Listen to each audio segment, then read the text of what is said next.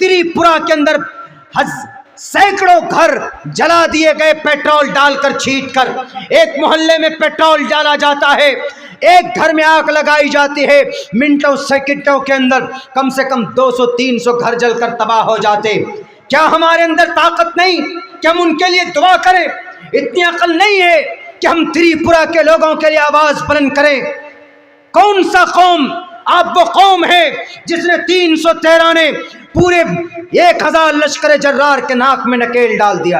आप वो कौम है कि 1000 की तादाद ने 3000 लश्कर जर्रार को धूल चटाया था।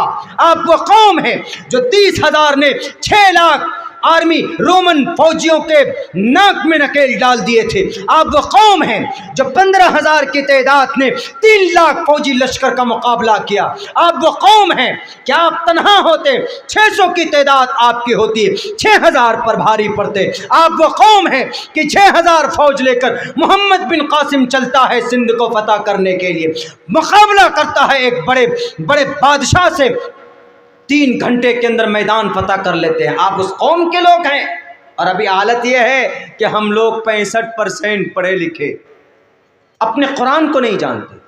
मन आया सुन्नती इंद फसाद उम्मती फलहु अज्रु मियति शहीद। जो आदमी उम्मत फसाद उम्मत के वक्त एक सुन्नत पर अमल कर ले, एक हदीस पर अमल कर ले, नबी पाक अलैहिस्सलाम का फरमान है 100 शहीदों का सवाब उसको दिया जाएगा। और एक बात याद रखो मुसलमानों, अल्लाह के नबी अलैहिस्सलाम का फरमान है लन तस्तमी उम्मती अला ज़लाला, हमारी ये पूरी कौम गुमराही के ऊपर जमा नहीं हो सकती। तरक्तु फीकुम अमरैन लन तज़िल्लू मा तमस्सक्तुम बिहिमा, आप उसको पकड़े रखोगे तो तुम कभी भी गुमराह नहीं होगे। वो 2 चीज़ क्या है? वो 2 चीज़ किताबुल्लाह व सुन्नतु रसूलिल्लाह। एक अल्लाह का कुरान है, ये अल्लाह के नबी के हदीस मुबारका हैं, और सुनन रसूल हैं, सुन्नतें हैं। आज हम इन तमाम तालीमात से अपने आप को हमने अलग कर लिया। हमारे बच्चे कुरान नहीं पढ़ना जानते। हमारे स्कूल में चले जाइए आप, अल्हम्दुलिल्लाह हमारा बच्चा, जो बच्चा नर्सरी में आया था, आज वो बच्चा आपको जो अगर 2 क्लास में है तो पूरा 30वां पारा, अम का पारा, अम्मा यतसालून का पूरा पारा हिफ्ज़ कर चुका।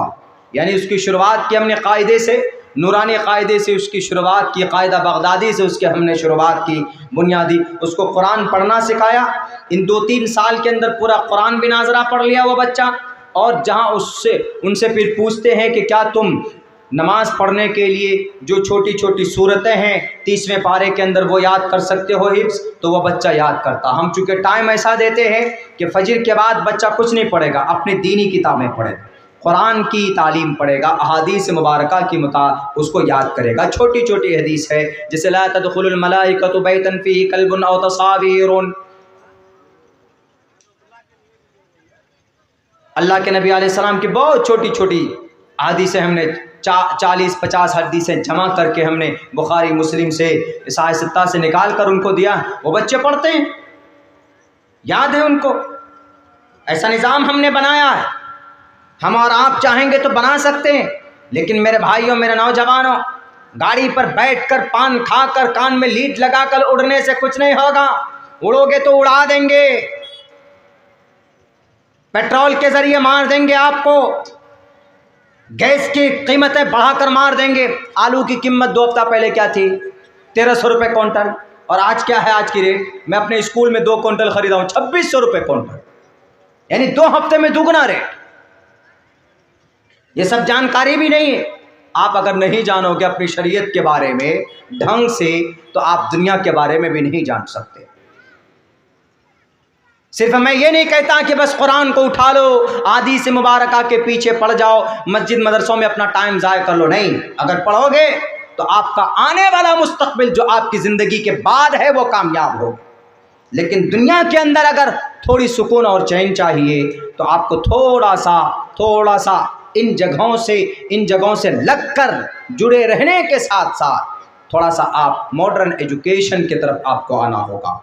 आपको अपना हक ढूंढना होगा कि मैं एक नागरिक हूँ, मेरे लिए क्या हक हुकूक है। ये जब ही पॉसिबल हो सकता है जब आप आपको जानकारी अगर नहीं है, आप कुछ जानते ही नहीं, तो कुछ नहीं होने वाला है, फिर कुछ भी नहीं होगा।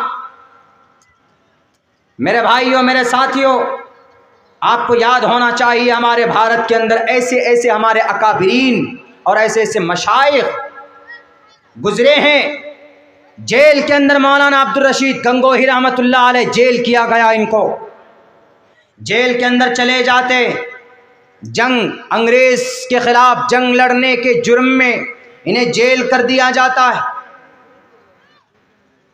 حاجی امداد اللہ مہاجر مکی رحمۃ اللہ علیہ کے شاگردوں میں سے، اور پتہ کہاں سے پڑھے تھے یہ؟ مولانا عبدالرشید گنگوہی، مولانا قاسم اور مولانا مملوک علی ناگر. اس وقت کے انگریز حکومت کے انڈر میں جو چلتا تھا اسی مدرسے میں رہ کر انہوں نے احادیث کی تعلیم حاصل کی، قرآن کی تعلیم حاصل کی. کھڑے ہوئے اپنا سینہ بھر لیا قرآن سے، شریعت سے، احادیث رسول سے. تب انگریز کے خلاف کھڑے ہوئے.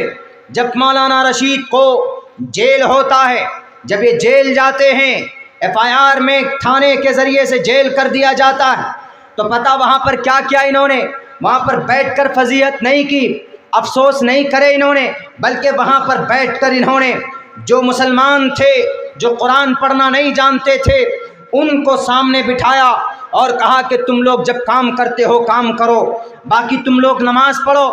انہوں نے کہا کہ حضرت how can I recite our Quran, how can I recite ہماری holy granth Quran Kareem, because we all don't know about the Quran. ہم قرآن کے بارے میں نہیں جانتے ہیں. حضرت شیخ آپ کچھ نہ کچھ بتائیے. انہوں نے موقع اچھا سمجھا، ایک گروپ تیار کی اور ایک درسگاہ وہاں پر قائم کیا. اپنے محنت کے پیسوں سے. تھانہ دنیا کا جہنم، جیل دنیا کا جہنم ہے، وہاں پر بھی آپ کام کرتے ہیں، وہاں پر بھی آپ درس و تدریس کا کام لے سکتے. رشید احمد گنگوہی نے ایک درسگاہ تیار کیا، ایک مدرسہ تیار کیا، قرآن پڑھنا لوگوں کو سکھایا. شروعات سے لے کر کچھ لوگ پہنچے، کچھ لوگ تو پورا قرآن پڑھ لیے، کچھ لوگ حفظ کرنے لگے، کچھ لوگ تو آدھے حافظ بن گئے، اور کچھ لوگ وہ بھی تھے جنہوں نے ابھی شروعات کی تھی، جن کا قرآن پڑھنا جاننا ان کا مکمل نہیں ہوا تھا.